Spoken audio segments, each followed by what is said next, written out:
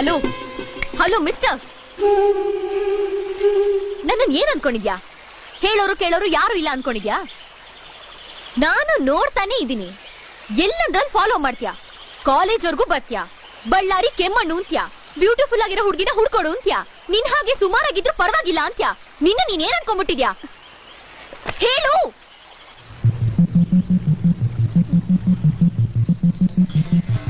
I love you.